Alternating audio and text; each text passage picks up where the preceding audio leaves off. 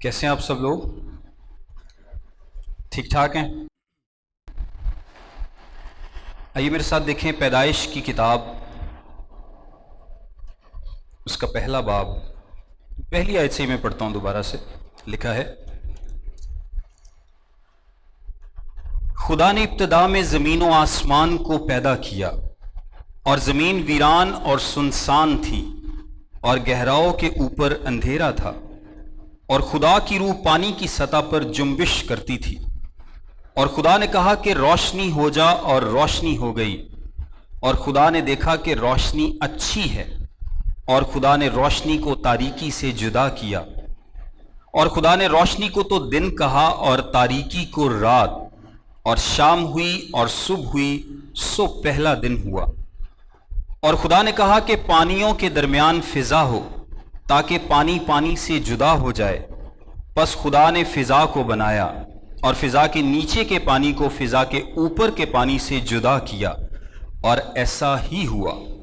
اور خدا نے فضا کو آسمان کہا، اور شام ہوئی اور صبح ہوئی، سو دوسرا دن ہوا۔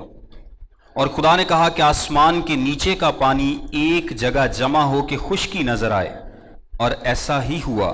اور خدا نے خشکی کو زمین کہا، اور جو پانی جمع ہو گیا تھا اس کو سمندر۔ اور خدا نے دیکھا کہ اچھا ہے۔ اور خدا نے کہا کہ زمین گھاس اور بیجدار بوٹیوں کو اور پھلدار درختوں کو جو اپنی اپنی جنس کے موافق پھلیں، اور جو زمین پر اپنے آپ ہی میں بیج رکھیں، اگائے، اور ایسا ہی ہوا۔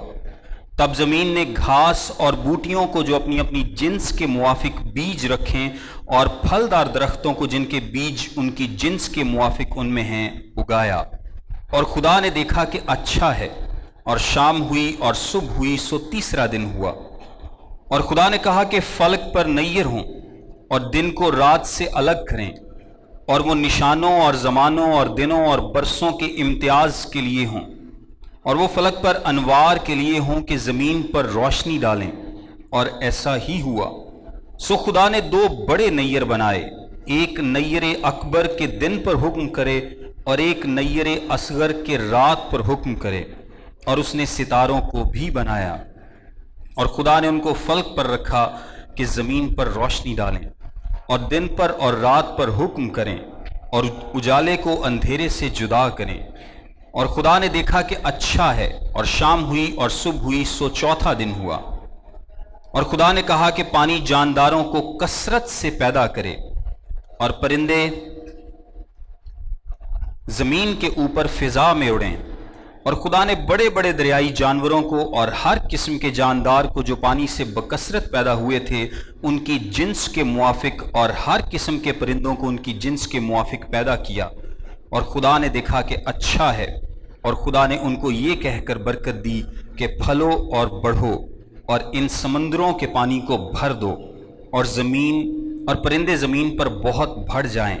اور شام ہوئی اور صبح ہوئی، سو پانچواں دن ہوا۔ آمین۔ یہاں پر کریشن کا بیان کیا گیا ہے۔ پیدائش کی کتاب کے پہلے باب میں کریشن کا بیان ہے۔ کس چیز کا ہے؟ کریشن کا، یعنی تخلیق کا۔ اور آپ کو پتا ہے کہ تخلیق کا جو بیان ہے، جیسا کہ ہم نے پچھلی کلاس میں، جو کہ پہلی کلاس تھی، ڈسکس کیا تھا، اور ہم نے یہ بھی ڈسکس کیا تھا کہ پہلے دن کون کون سی چیزیں پیدا کی گئیں۔ یہ تخلیق کا جو بیان پیدائش کی کتاب میں ہے، یہ ڈائریکٹلی کانفلکٹ کرتا ہے سائنس کے ساتھ۔ سائنس اس بات کو نہیں مانتی، سائنس اس بات کو نہیں مانتی۔ اور یہ بھی ہم نے دیکھا تھا کہ کیوں سائنس اس بیان کو جھٹلاتی ہے یا بائبل مقدس کے کریشن کے پیغام کو نہیں مانتی۔ اس لیے کہ اگر سائنس اس بات کو تسلیم کر لے، یا عام طور پر لوگ اس بات کو تسلیم کر لیں کہ یہ سب کچھ خدا نے پیدا کیا ہے، تو صرف اتنا ہی نہیں ماننا پڑے گا، بلکہ اس کے ساتھ یہ بھی ماننا پڑے گا کہ جس خدا نے پیدا کیا ہے اس خدا کا مقصد کیا تھا انسان کو پیدا کرنے کا۔ اور یہ خدا صرف یہ نہیں بتاتا کہ جی میں نے تم لوگوں کو پیدا کیا ہے، یہ خدا کیا چاہتا ہے کہ ہم اس کے تابع ہوں، ہم اس کے تابع ہوں، وہ ہم پر حکمرانی کرے، ہم اس کو خداوند تسلیم کریں۔ یہ خدا حساب مانگتا ہے، یہ خدا قوانین دیتا ہے اور ایکسپیکٹ کرتا ہے کہ میرے قوانین پر عمل کیا جائے۔ اور بعد میں یہ خدا یہ بھی کہتا ہے کہ اگر تم ان قوانین پر عمل نہیں کرو گے تو تمہیں سزا ملے گی. سو لوگ اس چیز کو تسلیم کرنے کے لیے تیار نہیں ہیں. اس لیے انہوں نے ایک تھیوری نکالی کہ جی ایوولوشن ہوا ہے. اور ایوولوشن پر ہم نے تھوڑا بہت غور کیا تھا کہ ایوولوشن کیا ہے، کہ یہ دنیا چانس سے بنی ہے. دنیا کیسے بنی ہے؟ چانس سے بنی ہے. ڈارون نے جب یہ تھیوری دی تھی ایوولوشن کی، اور اس کے علاوہ اور بھی بہت سارے لوگوں نے اس تھیوری کو پیش کیا کہ یہ دنیا چانس سے بنی ہے، ہمیں نہیں پتا کہ اتنی بڑی کائنات کیسے بن گئی. لیکن وہ کہتے ہیں یہ اچانک بن گئی ہے. بس اتنا پتا ہے کہ اچانک بنی ہے، لیکن کیسے بنی ہے یہ نہیں پتا. وہ کہتے ہیں جی تقریباً 14 ارب سال، اور یہ بھی ویسے چینج ہوتی رہتی ہے فگر، یہ ابھی لیٹسٹ فگر ہے. وہ کہتے ہیں جی 14 ارب سال ہو چکے ہیں اس کائنات کو بنے ہوئے، اور یہ کائنات آہستہ آہستہ آہستہ آہستہ خود ہی بنتی جا رہی ہے، خود ہی ایوالو ہوتی جا رہی ہے. سائنس اس کو ایکسپلین کرنے سے قاصر ہے، لیکن وہ خدا کو نہیں مانتے. وہ خدا کو نہیں مانتے. وہ کہتے ہیں جی بائبل مقدس کا بیان ہمیں قبول نہیں ہے. ہمیں یہ تو قبول ہے کہ جی دنیا کیسے بنی ہمیں نہیں پتا. کوئی سائنسدان آج تک کسی کنکلوژن پر نہیں پہنچ سکا کہ دنیا کیسے بنی. سب اندازے لگاتے ہیں، تکے لگاتے ہیں. کوئی کہتا ہے جی ایوولوشن ہوا، کوئی کہتا ہے جی بگ بینگ ہوا تھا. بگ بینگ کیا جی؟ دو بڑی بڑی چیزیں. وہ بیسیکلی بگ بینگ نہیں تھا، بگ گاڈ تھا جس نے یہ دنیا کو بنایا تھا. وہ کہتے دو بڑے آبجیکٹس آپس میں ٹکرائے، اور پھر میوٹیشنز کے عمل سے یہ دنیا ایک سے ایک بہتر ہوتی چلی گئی. اور اگر میں آپ کو میوٹیشن کا تھوڑا سا بتاؤں تو میوٹیشن ہوتا ہے جو جینز کا سٹرکچر چینج کر دیا جاتا ہے، اس کو میوٹیشن بولتے ہیں. یعنی ہمارے اندر ایک جینیٹک کوڈ ہے جس کو ڈی این اے بولا جاتا ہے، اور وہ کبھی بھی چینج نہیں ہوتا. ڈی این اے کبھی بھی چینج نہیں ہوتا. ایک نسل میں رہتے ہوئے، جس طرح انسان ہے، تو اگر انسان ہے تو انسان سے انسان ہی پیدا ہوگا، انسان سے جانور نہیں پیدا ہو سکتا، یا جانور انسان نہیں بن سکتا. ڈی این اے میں یہ ویریشن نہیں آ سکتی. لیکن جو ایوولوشن کی تھیوری ہے یہ کہتی ہے کہ جی کروڑوں اربوں سالوں میں آہستہ آہستہ آہستہ آہستہ یہ جو سپیشیز ہے یہ چینج ہوتی رہی، یہ بہتر فارم میں آتی رہی. اور میوٹیشن کے جتنے بھی ریزلٹ ہیں آج تک، میوٹیشن کے جتنے بھی ریزلٹ نکلے ہیں یہ ڈاؤن ورڈز ہیں، خراب ہوئے ہیں. جو بھی میوٹیشن کے انہوں نے تجربے کیے ہیں آج تک، وہ سب انہوں نے خرابی پیدا کی ہے، کبھی بھی بہتر چیز نہیں بنی. تو سائنس تو یہ کہتی ہے کہ جی یہ جانور انسان جانور تھا، اور بعد میں آہستہ آہستہ ایوالو ہوتے ہوتے ہوتے بہتر ہوتا گیا. سو میوٹیشن سے انسان بہتر نہیں، بلکہ میوٹیشن سے ڈی این اے خراب ہوتا ہے، چیزیں خراب ہوتی ہیں. ایسا نہیں ہو سکتا. اور خیر آگے جا کے ہم ڈی این اے کی بات کریں گے بھی. یہ جو ایوولوشن کی تھیوری ہے بیسیکلی یہ پیدائش کی کتاب کی بات کو جھٹلاتی ہے، اور ان کو صرف یہی چاہیے، ان کو صرف یہی چاہیے کہ کوئی یہ کہہ دے کہ جی خدا نے کچھ نہیں کیتا. کیونکہ اگر خدا نے کیا ہے تو پھر خدا کو ماننا پڑے گا، اور ہم خدا کو ماننا نہیں چاہتے. اور یہ پاکستان میں تو کم ہے، لیکن ویسٹ میں یہ بہت زیادہ ہے. یو ایس، کینیڈا، یورپ، آپ یہاں پر دیکھیں تو ہر دوسرا بندہ آپ کو پیدائش کی کریشن کے اکاؤنٹ کو جھٹلاتا ملے گا. کیوں؟ کیونکہ وہ کہتے ہیں کہ جی نہیں سائنس سچ کہتی ہے، حالانکہ سائنس کے پاس بھی کوئی ثبوت نہیں ہے. سائنس بھی یہ کہتی ہے کہ جی ہمیں نہیں پتا کہ دنیا کیسے بنی، اندازے تکے تو لگاتے ہیں. اور پچھلی دفعہ ہم نے یہ بھی ڈسکس کیا تھا کہ خدا نے ہر چیز کو میچور پیدا کیا ہے. خدا نے ہر چیز کو میچور پیدا کیا ہے. یعنی آدم جس دن 1 دن کا تھا تو وہ کیسا لگتا ہوگا؟ 30 سال کا لگتا ہوگا. اس کی عمر تقریباً 30 سال کی ہوگی، یا 25-30 سال، جو بھی آپ لگا لیں اندازہ. لیکن اس کو پیدا ہوئے کتنے دن ہوئے تھے؟ 1 دن ہوا تھا. اسی طرح خدا نے جتنی بھی کریشن کی ہے، درخت اگائے ہیں، پہاڑ بنائے ہیں، سمندر بنائے ہیں، وہ سارے میچور تھے. وہ سارے کیا تھے؟ میچور تھے. یعنی آج کریشن ہوئی ہے، اور ایک عام بندہ اس کو جا کے دیکھے اور اس کو لگے گا کہ شاید یار یہ پتہ نہیں کروڑوں لاکھوں کروڑوں اربوں سال سے یہ چیز بن رہی ہوگی، پھر جا کے اس حالت میں آئی ہے. لیکن خدا یہ قدرت رکھتا ہے کہ وہ ایک ہی دن میں چیز کو ایسا بنا سکتا ہے جو کہ پوری گرون ہو، یا پوری گروتھ میں ہو، یا پوری میچور ہو. سو یہ بات بڑی اہم ہے، اس چیز کو ذہن میں رکھنا بڑا اہم ہے. پہلے دن پر ہم نے ڈسکس کیا تھا کہ اس دن خدا نے کیا کیا تھا؟ تاریکی کو روشنی سے جدا کیا تھا. پہلے روشنی کو بنایا اور پھر روشنی کو تاریکی سے جدا کیا. آئیے آج دوسرے دن پر غور کرتے ہیں، کیونکہ ساری باتیں میں ریپیٹ نہیں کر رہا، ٹائم تھوڑا ہوتا ہے ہمارے پاس. دوسرے دن پر غور کرتے ہیں. لکھا ہے اور خدا نے کہا کہ پانیوں کے درمیان فضا ہو تاکہ پانی پانی سے جدا ہو جائے. پس خدا نے فضا کو بنایا اور فضا کے نیچے کے پانی کو فضا کے اوپر کے پانی سے جدا کیا، اور ایسا ہی ہوا. اور خدا نے فضا کو آسمان کہا، اور شام ہوئی اور صبح ہوئی، سو دوسرا دن ہوا. اب یہ غور کرنا ہے آپ نے، زمین ہے، خدا نے زمین کو پیدا کیا اور زمین کے اوپر کیا ہے؟ وہ شیپ لیس ہے. پہلے دن زمین کو پیدا کیا اور زمین کیا ہے؟ شیپ لیس ہے. بالکل جو پہلی آیت ہے وہ بتاتی ہے کہ خدا نے ابتدا میں زمین و آسمان کو پیدا کیا. یعنی یہ ایک جنیرک بات ہے جو کہ کریشن کو بیان کرتی ہے. اور پہلے دن خدا نے زمین بنائی تھی، اور زمین کیسی تھی؟ شیپ لیس تھی. اس کی کوئی فارم نہیں تھی، وہ اس قابل نہیں تھی کہ اس پر رہا جا سکے، اس پر زندگی بس سکے یا کوئی بھی اس پر زندہ رہ سکے. اس قابل نہیں تھی، اس کی کوئی شیپ نہیں تھی. اور زمین کے اوپر کیا تھا؟ پانی تھا. زمین کے اوپر پانی تھا اور خدا کی روح پانی کے اوپر جنبش کرتی تھی. یہ پہلے دن کی بات ہے. اب اگر آپ امیجن کریں کہ زمین ہے اور اس کے چاروں طرف پانی ہی پانی ہے، زمین ہے اور اس کے چاروں طرف پانی ہی پانی ہے، اور دوسرا دن ہوتا ہے. سو دوسرے دن خدا نے کیا کیا ہے؟ پانیوں کو آپس میں سے جدا کیا ہے. پانیوں کو آپس میں سے جدا کیا ہے.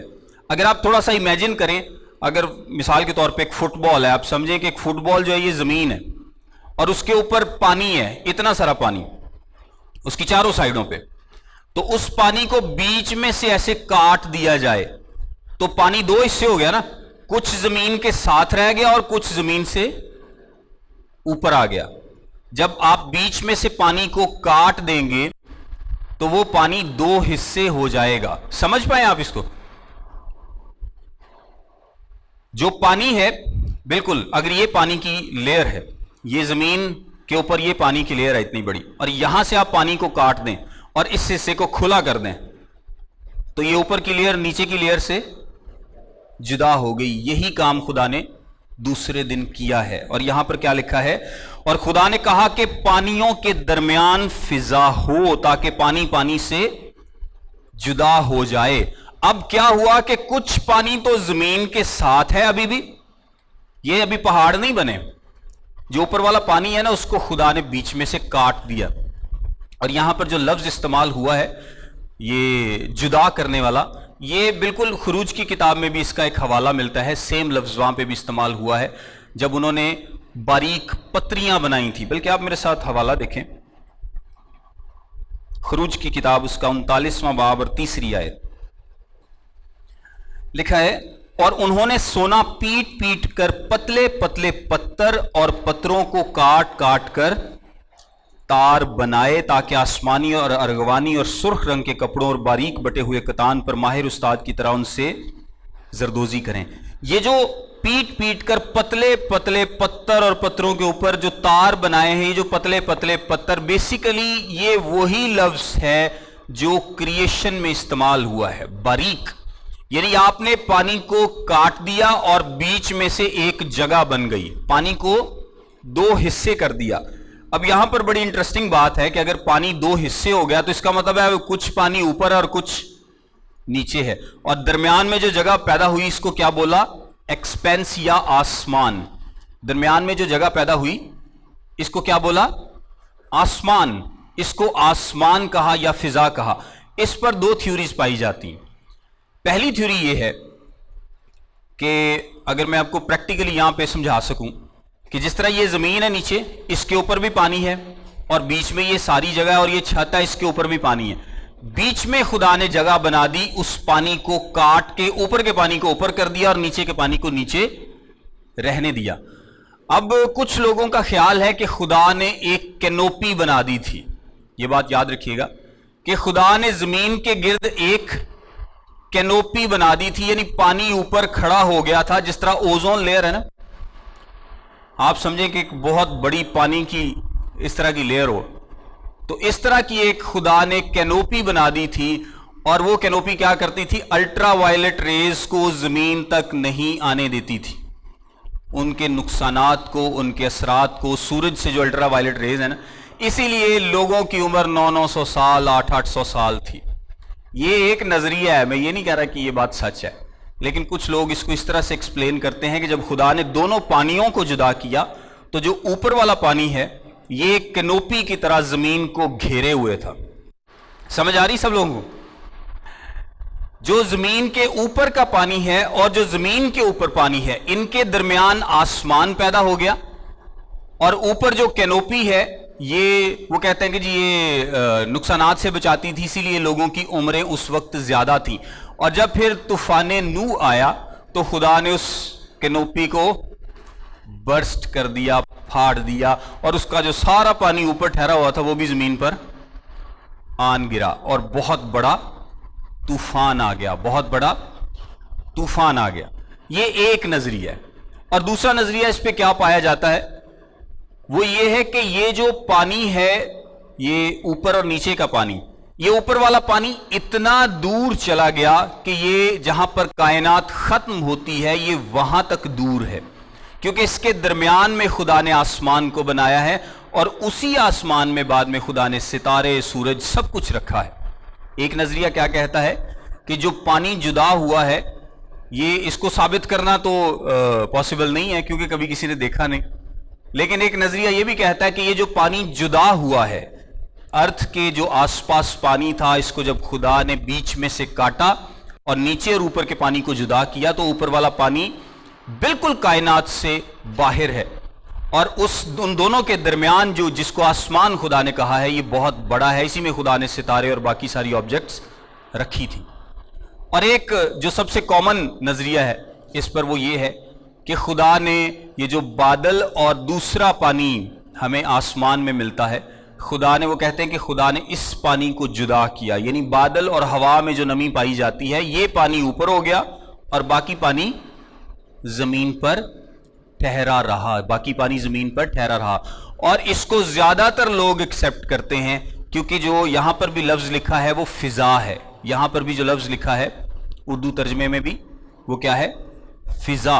और फिजा आपको पता है कि 300-400 किलोमीटर तक है, बस इससे आगे फिजा नहीं है। मैक्सिमम जो फिजा जमीन से दूर है वो चंद 100 किलोमीटर है, इसके ऊपर कोई फिजा नहीं है। बल्कि अगर आप कभी प्लेन में ट्रेवल करें तो आप देखेंगे कि सिर्फ 36,000 या 40,000 फुट की बुलंदी पर जब जहाज जाता है तो वहां पर हवा इतनी बारीक हो जाती है कि जहाज से उड़ा नहीं जाता, यानी फिजा में जो पार्टिकल्स हैं वो बहुत कम हो जाते हैं और वहां पर बहुत ज्यादा ठंड होती है। यानी जैसे ही जहाज 40,000 फुट की बुलंदी पर पहुंचता है तो वहां टेम्परेचर -40, -50 होता है। जहाज के अंदर बैठे आपको नजर आ रहा होता है कि यहां पर -50 टेम्परेचर है, और खला का जो एवरेज टेम्परेचर है वो -240। यानी अगर आप और थोड़ा सा ऊपर चले जाएं, स्पेस में चले जाएं, तो -240 टेम्परेचर है खला का। बहरहाल खुदा ने पानी को पानी से जुदा किया और खुदा ने फिजा को बनाया और फिजा के नीचे के पानी को फिजा के ऊपर के पानी से जुदा किया, और ऐसा ही हुआ। और खुदा ने फिजा को आसमान कहा और शाम हुई और सुबह हुई, सो दूसरा दिन हुआ। ये जो फिजा खुदा ने क्रिएट की है, इसको खुदा ने क्या लफ्ज दिया है? आसमान। इसको खुदा ने क्या कहा है? आसमान। अगर आप नोट करें तो 1 से 6 दिन तक खुदा ने जो भी बनाया, खुदा ने उसको क्या कहा कि सब अच्छा है। क्या है? अच्छा है। दूसरे दिन खुदा ने नहीं कहा। आप दोबारा से आयत पढ़े। ये बहुत सारे लोग सवाल पूछते हैं कि जी दूसरे दिन खुदा ने इसको क्यों नहीं अच्छा कहा? पहले दिन रोशनी बनाई, अच्छा कहा, बाद में तीसरे दिन, चौथे दिन, 5वें दिन, जो भी क्रिएशन खुदा ने की है, खुदा ने उसको कहा कि हाँ अच्छा है, खुदा उससे खुश हुआ। लेकिन दूसरे दिन खुदा ने नहीं कहा कि ये अच्छा है। इसकी 2 रीजंस बयान की जाती हैं। पहली रीजन ये बयान की जाती है कि खुदा ने इस दिन کوئی چیز ایکٹیولی کریٹ نہیں کی، بلکہ جو پہلے دن ایک چیز کریٹ کی ہے یعنی زمین اور اس کے اوپر پانی، ان کو بس آپس میں سے جدا کیا ہے. کوئی نئی چیز بنائی نہیں ہے، کوئی نئی چیز بنائی نہیں. سمجھ آئیے آپ کو اس بات میں؟ کچھ لوگ یہ ریزن بیان کرتے ہیں کہ دوسرا دن جو تھا اس میں خدا نے کچھ نیا بنایا نہیں، بلکہ جو پہلے دن بنایا تھا اس پانی کو آپس میں سے جدا کیا، اوپر کا پانی اوپر اور نیچے کا پانی نیچے. سو کوئی ایکٹیو کریشن نہیں ہے، کوئی تخلیق نہیں ہے جو کہ ہمیں دوسرے دن میں نظر آتی ہو. اس لیے خدا نے نہیں کہا کہ یہ اچھا ہے. بہرحال یہ بھی ایک اندازہ ہے. کچھ لوگ یہ کہتے ہیں کہ زمین سے ریلیٹڈ، ابھی کیونکہ زمین جو ہے وہ اس قابل نہیں بنی، زمین اس قابل نہیں بنی کہ اس پر رہا جا سکے. خدا کا کریشن کا عمل، تخلیق کا عمل سٹارٹ ہو چکا ہے. پہلے دن اس نے زمین بنائی اور زمین کے اوپر پانی تھا، اور ابھی تک زمین اس قابل نہیں ہے کہ اس پر رہا جا سکے، اس پر رہا جا سکے. سو زمین سے ریلیٹڈ کوئی ایکٹیو خدا نے کوئی ایسا کام نہیں کیا کہ جس سے اس کو رہنے کے قابل بنایا جا سکے. اس لیے خدا نے نہیں کہا کہ یہ اچھا ہے، کیونکہ خدا یہ بنانا چاہ رہا ہے، ایسی زمین بنانا چاہ رہا ہے اور ایسی چیزیں کریٹ کر رہا ہے جو کہ الٹیمیٹلی کیا ہوگا، زمین کو اس قابل کر دیں گی کہ اس پر رہا جا سکے اور اس میں زندگی بس سکے، اس میں زندگی بس سکے. سو خدا نے کوئی ایسی چیز نہیں بنائی جو اس کی طرف پروگرس ہو، کچھ لوگوں کا خیال. اور کچھ لوگ یہ کہتے ہیں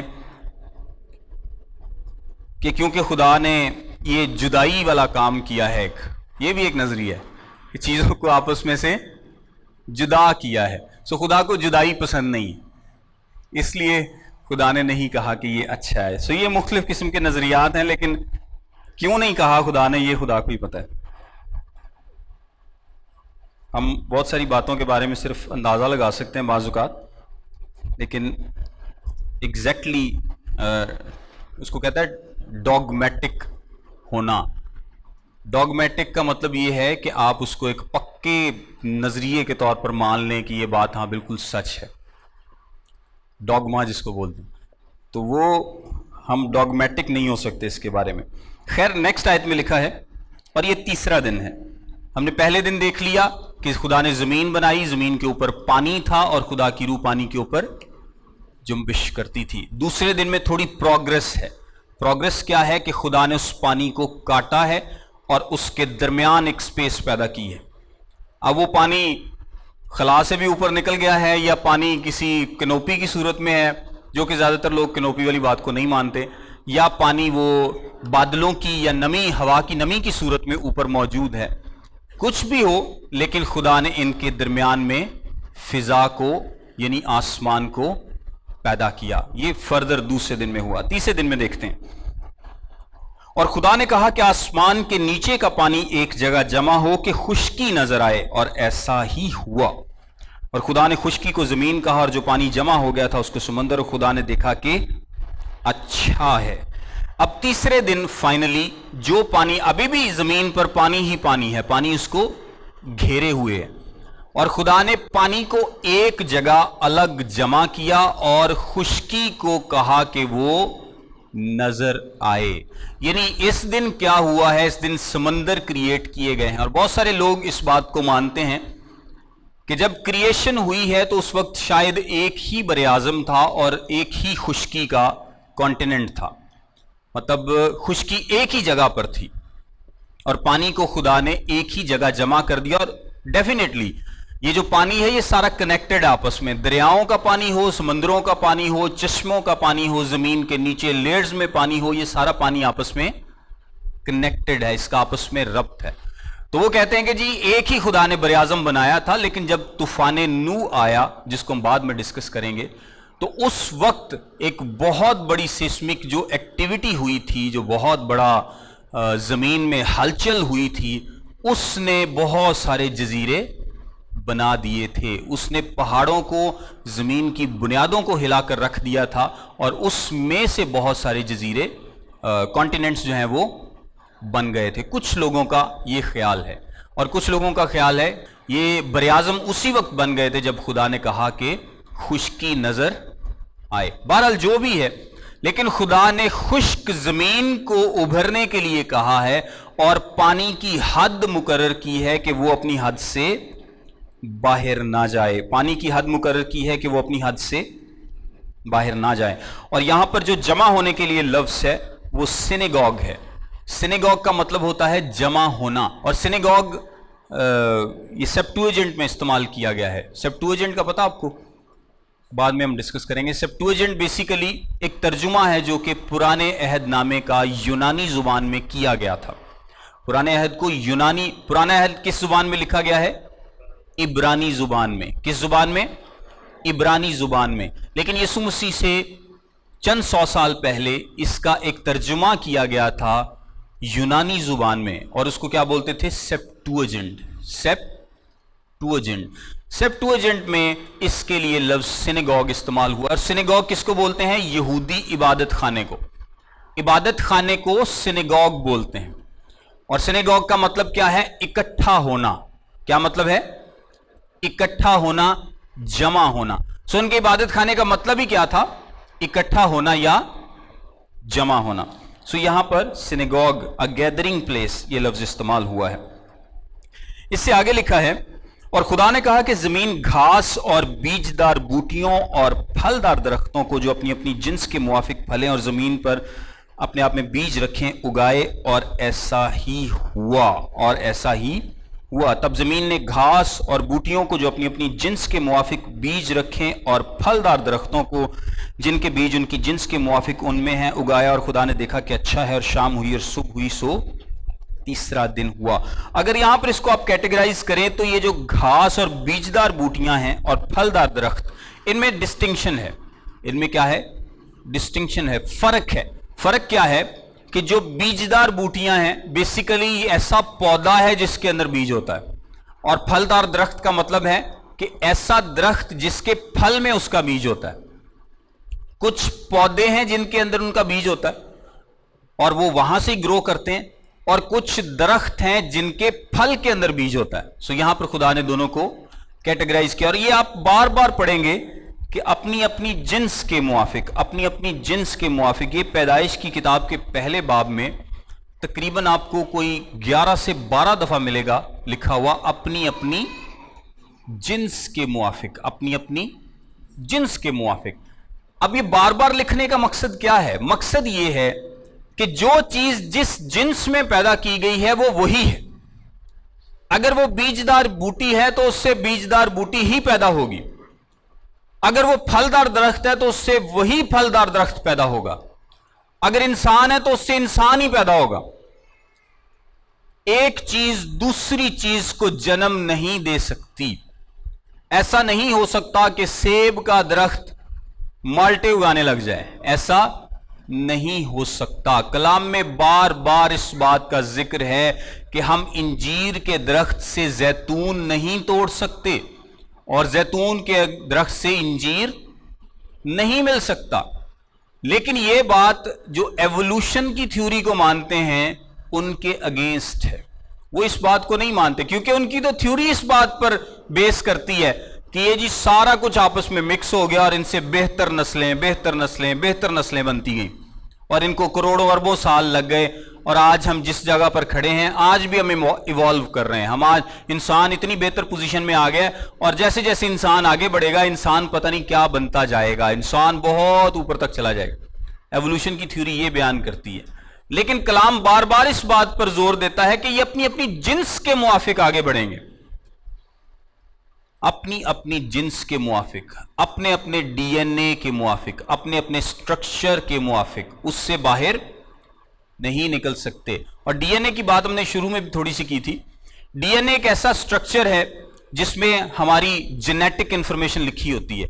ہمارے جسم میں آئی تھنک کوئی ٹریلین کے قریب سیلز پائے جاتے ہیں. 100 ٹریلین یہ جو چھوٹے چھوٹے ہمارے اندر سیل پائے جاتے ہیں، کیونکہ ہم سیلز سے بنے. اور ایک سیل کے اندر 46 کروموسومز ہوتے ہیں. جو آپ لوگوں میں اسٹوڈنٹس ہیں وہ سمجھ سکتے ہیں، 23 میل کی طرف سے اور 23 فیمیل کی طرف سے. اور ایک क्रोमोसोम जो है इसके अंदर डीएनए का सेट होता है, मतलब डीएनए इसके अंदर पाए जाते हैं, ये सारा स्ट्रक्चर आपस में इकट्ठा चलता है। जो क्रोमोसोम है, अगर आप एक क्रोमोसोम, ये स्पाइरल फॉर्म में होता है, एक सेल इतना छोटा है कि आप उसको देख नहीं सकते, एक सेल इतना छोटा है कि आप उसको देख नहीं सकते, और उसके अंदर जो 46 क्रोमोसोम है, अगर आप उसको खोल लें और उसको ऐसे खींच के लंबा करें, क्योंकि वैसे स्पाइरल फॉर्म में है, इस तरह तार नहीं होती, तो आप समझ लें कि एक क्रोमोसोम की तार को आप खोल लें तो लंबा करें तो इंसान के कद से बड़ा होता है। वो कद से बड़ा होने का मतलब ये तकरीबन 6.5 से 7 फीट हाइट होती है उसकी। तो इंसान के अंदर एक सेल में 46 क्रोमोसोम्स, और जितने 100 ट्रिलियन सेल्स हैं, इन सब के क्रोमोसोम खोल के आप वो तारें खींच के लंबी करें ना, तो 5 लाख दफा आप चांद पे जा सकते हैं। ये इतनी लंबी लेंथ है एक इंसान के अंदर। और इसमें क्या है, सारी आपकी जेनेटिक इंफॉर्मेशन है, इतना कुछ लिखा हुआ है उन डीएनए के ऊपर, जीन्स के ऊपर, उन क्रोमोसोम्स में इतनी ज्यादा इंफॉर्मेशन पाई जाती है। और ये पहले जब डार्विन ने थ्योरी दी थी उसको भी इसका नहीं था पता, क्योंकि ये तो तकरीबन 20वीं सदी के मिड में जाकर डीएनए का सही लोगों को पता चला है कि ये भी कोई चीज है। और हर सेल के अंदर उसका डीएनए है जिसके ऊपर उसकी इंफॉर्मेशन लिखी हुई है। उसका नाक कैसा होगा, उसका कान कैसा होगा, उसका रंग कैसा होगा, ये सब कुछ डीएनए में पाया जाता है। यीशु मसीह ने कहा था ना कि तो कोई भी अपने रंग को तब्दील नहीं कर सकता, अपने रंग को तब्दील नहीं कर सकता। कोई काला है तो वो गोरा नहीं हो सकता, गोरा है वो काला नहीं हो सकता। ये जो क्रीमें लगा के थोड़ा बहुत बेहतर होते हैं ना, ये थोड़ा बहुत बेहतर तो हो सकते हैं, लेकिन वो अपनी जेनेटिक्स को चेंज नहीं कर सकते, क्योंकि वो जेनेटिक्स की जो इंफॉर्मेशन है वो सेल के अंदर लिखी हुई है, उस सेल के डीएनए के अंदर लिखी हुई है, इतनी ज्यादा डिटेल में लिखी हुई है कि साइंस हैरान है। और आज वो इस बात को तस्लीम करने पर तैयार है कि यार ये इतना कोई जीनियस तरीके से ये सब कुछ बन गया है, लेकिन हमने खुदा को नहीं मानना, हमें नहीं पता कि ये सब कुछ कैसे बन गया। लेकिन जो भी है ना, कलाम में क्या लिखा है, फियरफुली मेड। दाऊद क्या कहता है, आयत बताएं जरा। ज़बूर 139 उसकी 4थी आयत। ये डीएनए और सेल्स को लेके ज़बूर 139 14वीं आयत। मैं तेरा शुक्र करूंगा क्योंकि मैं अजीबो गरीब तौर से बना हूं, तेरे काम हैरत अंगेज हैं। दाऊद इस बात को जानता है कि इंसान कितना अजीबो गरीब तौर से, फियरफुली में, इतना अजीबो गरीब तौर से बना है। दाऊद इस बात को जानता है। और ये बात दाऊद को किसने बताई है? खुदा के रूह ने बताई। खुदा के रूह ने उसको बताई है कि इंसान कितना अजीबो गरीब तौर से बना है। और हम समझ ही नहीं पाए आज तक कि इंसान किस तरह से बनता और परवान चढ़ता। सारे हम तो सिर्फ चीज़ों को दरियाफ्त कर रहे हैं और हमें बड़ी खुशी होती है पता चल जाए कि अच्छा साइंस ने ये भी पता लगा लिया कि ऐसे होता है। और अभी तो बहुत कुछ होता है जो कि साइंस को पता ही नहीं है। लेकिन ये जिस तरह मुकाशफा की किताब में लिखा है ना कि जब आखिर होगा तो लोग क्या कहेंगे, पहाड़ों से कहेंगे कि हम पर गिर पड़ो, टीलों से कहेंगे हम पर गिर पड़ो, हमें बर्रे के गजब से छुपा लो, हमें बचा लो खुदा के गजब से। उस वक्त भी वो खुदा को तस्लीम नहीं करते, उस वक्त भी लोग खुदा के खौफ को तस्लीम नहीं करेंगे, बल्कि मौत मांगेंगे, कहेंगे हमें बचा लो, हम खुदा के गजब के आगे नहीं आना चाहते। सो बात वही है कि साइंस आज भी नहीं मानती और आगे जाकर भी नहीं मानेगी। लेकिन हमने क्रिश्चियन लोगों को इस बात की समझ देनी है कि खुदा ने अगर कहा है कि 6 दिन में दुनिया बनी है, तो इसका क्या मतलब है कि दुनिया 6 दिन में ही बनी है। और अगर बाइबल के लिहाज से दुनिया 6 से 7 हज़ार साल पुरानी है और इससे ज़्यादा नहीं, तो इसका मतलब है कि दुनिया वाकई ही 6 से 7 हज़ार साल पुरानी है। हमने किसी साइंस की थ्योरी के पीछे नहीं लगना, किसी साइंसी थ्योरी के पीछे नहीं लगना, बल्कि खुदा के कलाम पर गौर करना है। सो ये जो बार बार जिन्स का इस्तेमाल हुआ यहां पर, इसका मतलब है कि आप अपने डीएनए से, उस स्ट्रक्चर से जो कि सेल का बनाया गया है, बाहर नहीं आ सकते। आप उससे बाहर नहीं आ सकते। आप अपनी अपनी जिन्स के मुआफिक बढ़ेंगे। और एक जबरदस्त बात यह है کہ خدا نے اتنی زیادہ، دیکھیں صرف 46 کروموسومز ہیں جو اس انفارمیشن کو رکھتے ہیں، لیکن دنیا میں اربوں لوگ ہیں پھر بھی سارے ایک دوسرے سے مختلف ہیں. یہ صرف خدا کر سکتا ہے. اگر آپ کو کوئی چیز بنانے کو دی جائے نا، تو آپ فرض کریں ایک برتن ہی بنانا ہو تو آپ 10-15 بنائیں تو کم از کم 7-8 ایک جیسے ہوں گے ان میں سے. لیکن خدا نے اس دنیا میں کروڑوں اربوں انسان بنائے ہیں، کروڑوں اربوں ستارے بنائے ہیں. بلیک ہولز آپ ان کو کہیں، ستارے کہیں، یا وائٹ ڈوارفز کہیں، کچھ بھی نام دے دیں آسمانی جو چیزیں ہیں، جو سیلیسٹیل باڈیز ہیں، وہ بھی ساری ایک دوسرے سے مختلف ہیں. ایون کہ جو ہمارے سولر سسٹم میں مارز ہے، جوپیٹر ہے، زمین ہے، مرکری ہے، وینس ہے، یہ بھی سارے ایک دوسرے سے فرق ہیں. اور جتنے بھی آج تک سائنسدانوں نے ستارے دیکھے ہیں سارے ایک دوسرے سے فرق ہیں. کوئی بھی ایک جیسا نہیں ہے، کوئی بھی ایک جیسا نہیں ہے، ہر چیز فرق ہے. سورج فرق، زمین فرق، سیارے فرق، ستارے فرق، چاند فرق، ہر چیز ایک دوسرے سے فرق. اور یہ بھی ایوولوشن کی تھیوری کو رد کرتا ہے، اس لیے کیونکہ اگر دو چیزیں آپس میں ٹکراتی ہیں اور ان میں سے کروڑوں چیزیں پیدا ہو جاتی ہیں تو پھر بہت ساری چیزوں کو تو ایک جیسا ہونا چاہیے تھا. کیا خیال ہے آپ کا؟ ہے کہ نہیں؟ کچھ تو ملتا ہو نا آپس میں، کہ اگر دو چیزیں آپس میں ٹکرائیں اور ان میں سے 20 30 50 چیزیں بن جائیں تو کچھ تو ہیں ایسی جو آپس میں ایک جیسی ہوں گی، لیکن کوئی چیز آپس میں نہیں ملتی. ہر کسی کا سرکل فرق، ہر کسی کا سائز فرق، ہر کسی کے ایلیمنٹس فرق، ہر کسی کا گریوٹی فرق، ہر کسی کی سپیڈ فرق، ہر چیز فرق ایک دوسرے سے.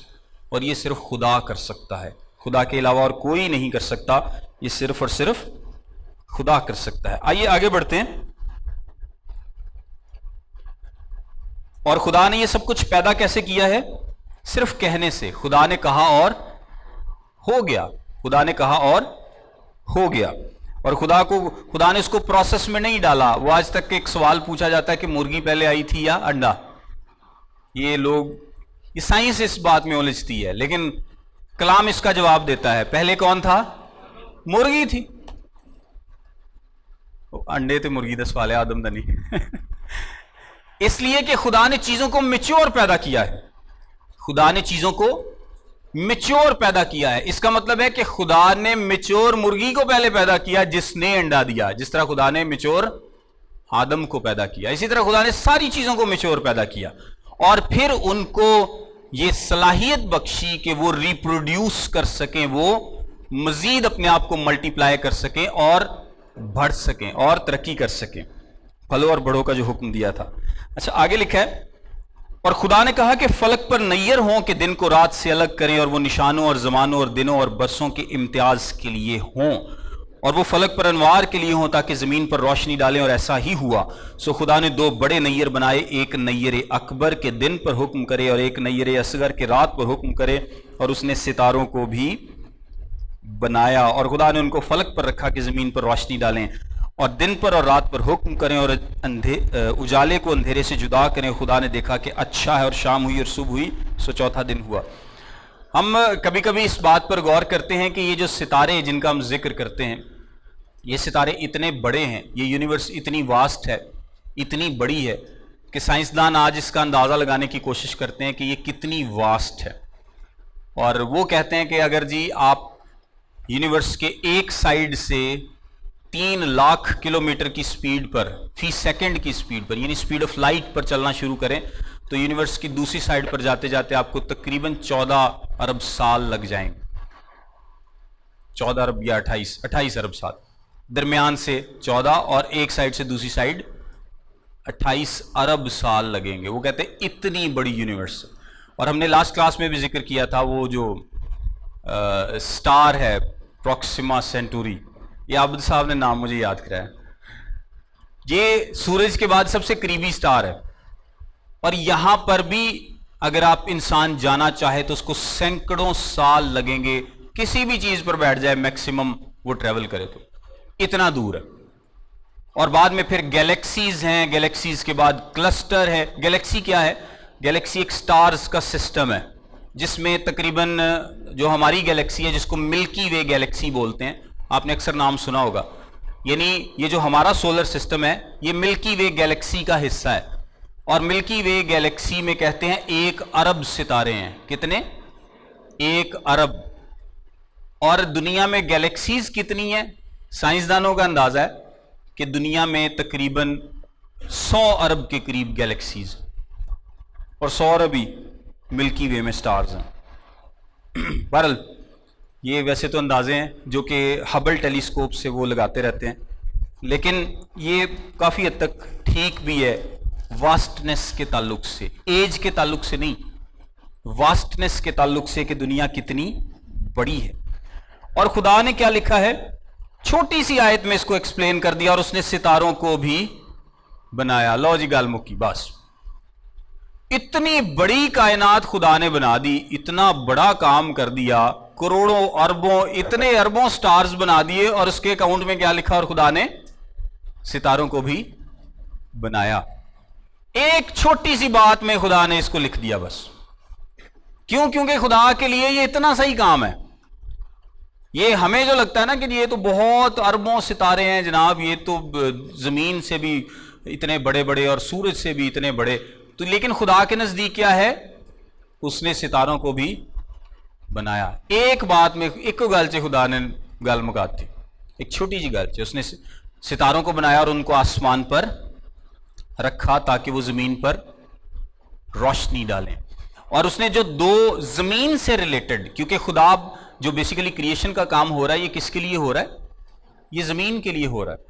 اور مجھے ویسے خوشی ہوتی ہے جیسے جیسے یہ سائنسدان اندازے پہنچتے ہیں کسی بات پہ کہ یار کائنات اتنی بڑی ہے، یہ ستارے اتنے بڑے ہیں، تو اور یہ خدا نے، میں سمجھتا ہوں کہ ان کو اس لیے یہ عقل دی ہے تاکہ یہ سمجھ سکیں کہ خدا کی کریشن کتنی زبردست ہے. خدا کی کریشن، کیونکہ اگر انسان کو خدا اتنی عقل نہ دے کہ وہ ان ستاروں کے بارے میں اور ڈی این اے اور کروموسومز اور ان ساری چیزوں کے بارے میں جان سکے، تو ہم خدا کی تمجید کیسے کریں گے؟ ہمیں کیسے پتہ چلے گا کہ خدا اتنا عظیم خدا ہے جس کی کریشن اتنی زبردست؟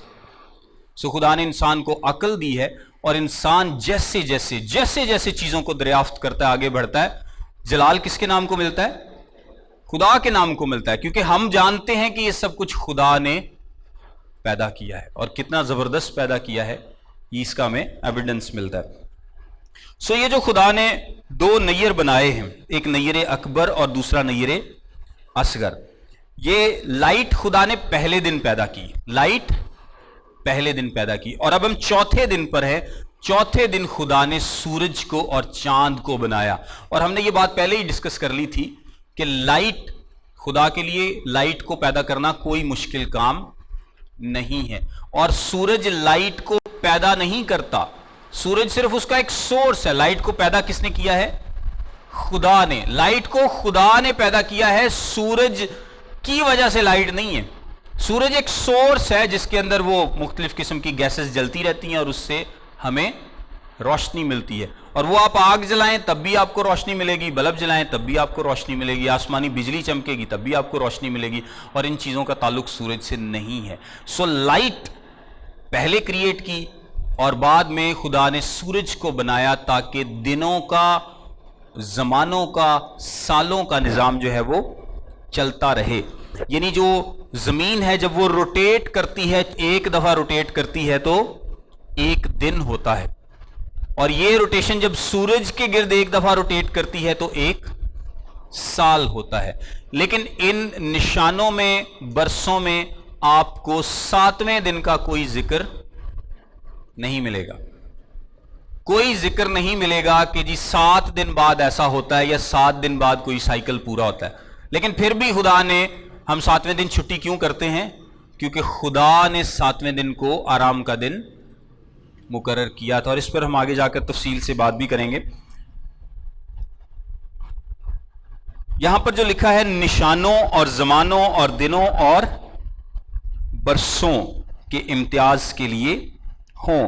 یہاں پر نشانوں کو لے کے کچھ لوگ اس کو علم النجوم کی طرف لے جانا چاہتے ہیں کہ یہ خدا نے نشان دیے ہیں فلک سے، ہم جو ستارے ہیں یہ بیسیکلی نشانوں کے لیے استعمال ہو سکتے ہیں. اور کئی تو اس کو بیت الحم کے جو یسوع مسیح کا ستارہ نظر آیا تھا اس کے ساتھ ڈائریکٹلی جوڑ دیتے ہیں کہ جس طرح اس ستارے نے رہنمائی کی تھی یہ باقی ستارے بھی رہنمائی کرتے ہیں. تو یہ جو مختلف سٹارز ہیں، یہ جو مختلف سائنز ہیں، یہ دیکھیں کلام میں لکھا ہوا ہے کہ یہ نشانوں کے لیے خدا نے دی. لیکن یہ اس کا مطلب نہیں ہے. نشان جو ہے یہ ایک جنیرک ٹرم ہے جو ریفر کر رہی ہے زمانوں کی طرف، وقت کی طرف، زمانوں کی طرف اور وقت کی طرف، کہ دن کیسے ہوگا، رات کیسے ہوگی، مہینہ کیسے ہوگا اور سال کیسے ہوگا. یہ سورج اور چاند کے سائیکلز پر ڈیپینڈ کرے گا. زمین سورج اور چاند کے سائیکلز پر ڈیپینڈ کرے گا. اور ہماری لائف پر لکھا ہے کہ یہ وہ چاند پر حکم، رات پر حکم کرے اور وہ دن پر حکم کرے. ان کا مطلب یہ نہیں ہے کہ سورج اور چاند میں کوئی پاور ہے کہ وہ حکومت کر سکے، کیونکہ اس بات کو لے کر ایون کہ جو یہودی لوگ تھے وہ بھی ایک بت پرستی میں پڑ گئے تھے اور وہ سمجھنا شروع ہو گئے تھے کہ شاید سورج کو اتنی طاقت رکھتا ہے، چاند اتنی طاقت رکھتا ہے، یہ ستارے اتنی طاقت رکھتے ہیں کہ یہ حکومت کرتے ہیں. یہ کیا کرتے ہیں؟ حکومت کرتے ہیں. لوگوں نے ان کو پوجنا شروع کر دیا اور آج بھی دنیا میں بہت سارے لوگ سورج کو، چاند کو اور ستاروں کو پوجتے ہیں. ان کو پوجتے ہیں کہ یہ جی ہماری زندگیوں پر حکومت کرتے ہیں.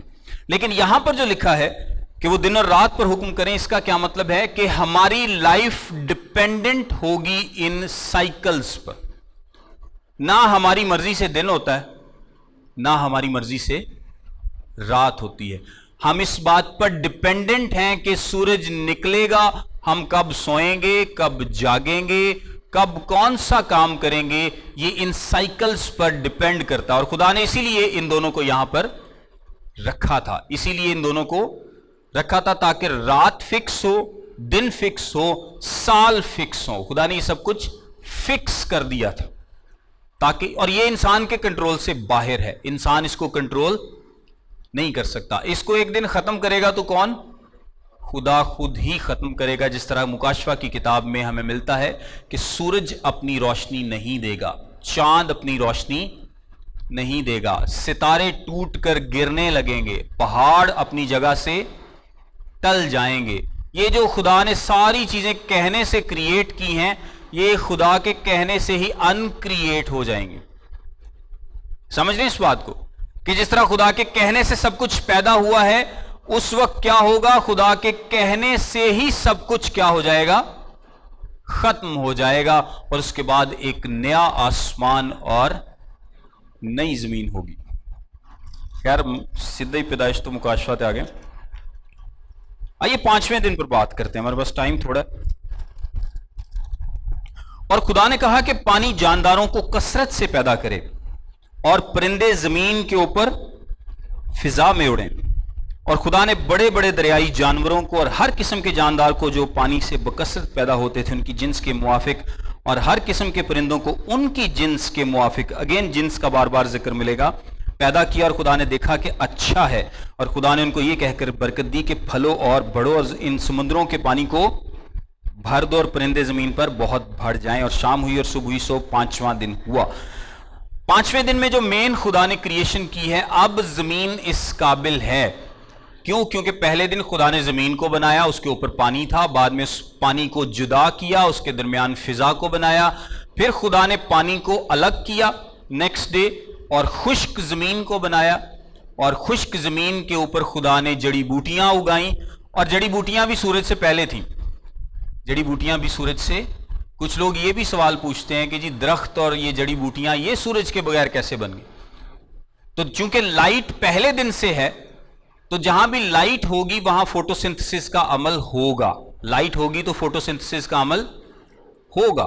سو یہ جو بھی سورس تھا، خدا نے جس بھی سورس سے لائٹ دی تھی، اس سورس سے جو جڑی بوٹیاں ہیں، جو درخت ہیں، وہ پروان چڑھے. اور اس کے بعد خدا نے سورج بنایا اور سورج کو مقرر کر دیا کہ اب یہ لگاتار زمین پر روشنی ڈالے گا. اور اس کے بعد اب جب یہ سب کچھ ہو چکا ہے تو پھر 5ویں دن خدا نے سمندروں اور فضاؤں میں تخلیق کی ہے. اور سمندروں کے تعلق سے آپ دیکھیں، خدا نے بڑے بڑے دریائی جانوروں کو اور ہر قسم کے جاندار کو جو پانی سے بکثرت پیدا ہوتے تھے ان کی جنس کے موافق. یہ سمندروں کے پانی کو بھر دو. غور کیجئے گا 22ویں آیت میں، سمندروں کے پانی کو بھر دو اور پرندے زمین پر بہت بڑھ جائیں. جب سمندروں میں پیدا کرنے کی بات آئی ہے تو خدا نے کہا ہے کہ سمندروں کو بھر دو، سمندروں کو بھر دو، یعنی مچھلیاں بہت زیادہ ہو جائیں. آپ کمپیئر کریں، اور پرندے ہوا میں زیادہ ہیں لیکن مچھلیاں کیا کریں گی؟ سمندروں کو بھر دیں گی. اس کا مطلب ہے کہ جو سمندروں میں جو کریشن ہے اس کی تعداد جو فضا میں کریشن ہے اس سے زیادہ ہے، اس سے کیا ہے؟ زیادہ ہے. اور یہ بات آپ کو اس طرح سے بھی پتہ چلتی ہے کہ ایک مچھلی 90 لاکھ تک انڈے دے سکتی ہے. ایک مچھلی 90 لاکھ تک انڈے دے سکتی ہے، اور ماڑی تو ماڑی مچھلی بھی ہزارہ لکھاں چ انڈے دیندی. سو یہ بہت زیادہ ان کی سپیڈ ہے، ریپروڈکشن کی سپیڈ جو ہے وہ بہت زیادہ ہے. اور جب آپ سمندروں میں جاتے ہیں تو دیکھتے ہیں کہ وہاں پر سمندر بھرے ہوئے ہیں مچھلیوں سے اور ان مخلوقات سے جو سمندر کے اندر ہیں. سمندر بھرے ہوئے، اور یہی حکم خدا نے دیا تھا کہ سمندروں کے پانی کو بھر دو اور پرندے زمین پر بہت بڑھ جائیں. پرندے بھی زیادہ ہیں، اس دنیا میں اربوں کی تعداد میں پرندے ہیں، لیکن اتنے نہیں ہیں جتنے سمندر میں مچھلیاں یا دوسری مخلوقات ہیں. سمندر کی مخلوقات زیادہ ہیں اور فضا میں جو پائے جانے والے پرندے ہیں یہ کم ہیں، کیونکہ ان کو کم اور ان کو خدا نے کہا تھا کہ بالکل بھر دو اور بہت زیادہ ہو جائیں. اور یہاں پر بھی خدا نے لکھا ہے ان کی جنس کے موافق پیدا کیا، ان کی جنس کے موافق پیدا کیا، اور وہ اپنی جنس سے باہر نہیں جا سکتے، وہ اپنی جنس سے باہر نہیں جا سکتے. اور شام ہوئی اور صبح ہوئی، سو 5واں دن ہوا. سو 5 دن کو ہم نے یہاں پر پورا دیکھ لیا. میں ایک آخر میں بس ایک چھوٹی سی بات کروں گا، اور نیکسٹ جو ہماری کلاس ہوگی اس میں ہم بہت ہی اہم کریشن پر بات کریں گے، اور وہ سب سے اہم ہے، اور وہ کس کی ہے؟ انسان کی. وہ کس کی کریشن ہے؟ انسان کی. سو اگلا لیکچر آپ نے بالکل نہیں مس کرنا، کیونکہ ہم انسان کی کریشن پر اور سبت کے آرام پر بات کریں گے. خدا نے انسان کو بنایا اور اس کے بعد آرام کیا، اس کا کیا مطلب تھا. ایک بات میں اینڈ میں آپ کو بتاتا ہوں.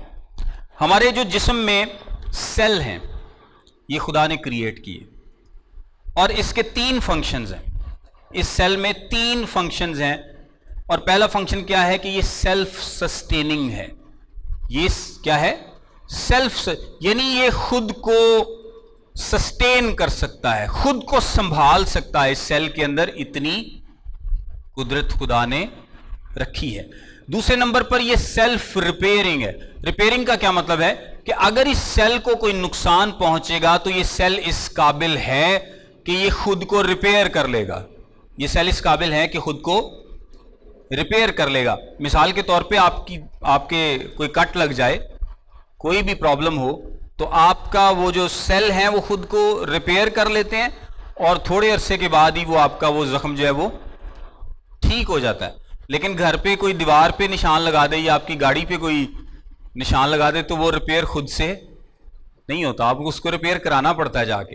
لیکن جو انسان کے اندر، جو مخلوقات کے اندر خدا نے ایک سیل بنایا ہے، یہ ایک تو سیلف سسٹین ہے، خود کو سسٹین کرتا ہے. سیلف ریپیئرنگ ہے، خود کو خود ہی ریپیئر کر لیتا ہے، خود کو خود ہی ریپیئر کر لیتا ہے. بلکہ یہ کٹ شٹ سے تو ہم گھبراتے بھی نہیں، ہمیں پتہ ہے کہ کل پرسوں تک ٹھیک ہو جائے گا.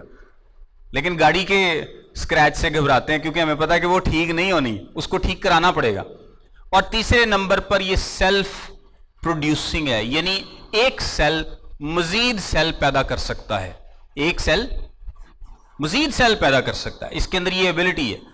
لیکن جو انسان کی کریشن ہے، نہ وہ سیلف سسٹیننگ ہے، نہ وہ سیلف ریپیئرنگ ہے، اور نہ سیلف پروڈیوسنگ ہے. ایسا نہیں ہوتا کہ یہ کیمرہ ہے کل کو 4-5 بن جائیں، یہ ایک ہی رہے گا. یا آپ نے ایک کمپیوٹر لیا تھا اور وہ مہینے بعد 2-3 ہو جائیں گے، ایسا نہیں ہوگا. سو دنیا میں اگر دنیا ویسے چاہتی ہے، سائنس چاہتی ہے کہ وہ کوئی ایسی چیز تخلیق کر سکے جو سیلف سسٹیننگ ہو، جو سیلف ریپیئرنگ ہو، سیلف پروڈیوسنگ ہو، جو انسانی سیل کی طرح تینوں کام کر سکے. لیکن نہ تو یہ کامیاب ہوئے ہیں ایسی چیز بنانے میں، اور نہ کبھی ہو سکتے ہیں، نہ کبھی ہو. آج کل یہ چیٹ GPT کا بڑا دور ہے، یہ آرٹیفیشل انٹیلیجنس بہت زیادہ ان ہے مارکیٹ میں، اور لوگ بہت زیادہ اس کی طرف دھیان بھی دے رہے ہیں، توجہ بھی دے رہے ہیں، اور وہ کہہ رہے ہیں کہ جی اس سے پتہ نہیں کیا کیا ہو جائے گا اور دنیا کہاں پہ پہنچ جائے گی. لیکن بیسیکلی آرٹیفیشل انٹیلیجنس بھی کیا ہے؟ آرٹیفیشل انٹیلیجنس انسان ہی اس کے اندر الگوریدمز فیڈ کرتا ہے، انفارمیشن فیڈ کرتا ہے، اور وہ انسان کے ہی بتائے ہوئے اصولوں کو خاص پیرامیٹرز کے ذریعے دیکھ کر وہ انسان کو جواب دیتا ہے.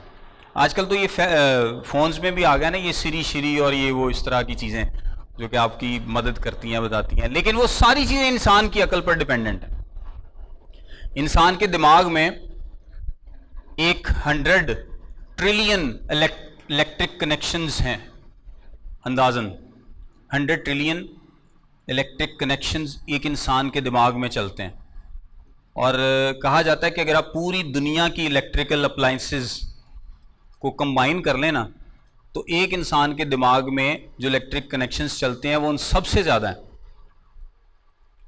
اتنا زیادہ خدا نے حیرت انگیز طریقے سے انسان کو بنایا ہے، اور سائنس قبول کرنے کے لیے تیار نہیں ہے، لیکن ہم اس بات کو ماننے کے لیے تیار ہیں جو کتاب پیدائش کی کتاب میں لکھا ہے. اور اس پر بہت زیادہ حملے کیے جاتے ہیں کیونکہ وہ خدا کو خالق خدا کے طور پر ماننے کے لیے تیار نہیں. اور سب سے پہلے خدا نے کس صورت میں اپنے آپ کو ظاہر کیا تھا؟ خالق خدا کی صورت میں. کس صورت میں؟ خالق. اور آہستہ آہستہ خدا نے اپنے آپ کو مختلف طریقے سے انسان پر ظاہر کیا. اور جب یسوع مسیح اس دنیا میں آیا تو پھر خدا کی مکمل ذات کا ظہور ہوا. خدا کی ذات کا مکمل ظہور ہوا. اس وقت وہ ظہور پورا ہوا یسوع مسیح کی ذات میں. اور یسوع مسیح نے کہا تھا جس نے مجھے دیکھا اس نے باپ کو دیکھا.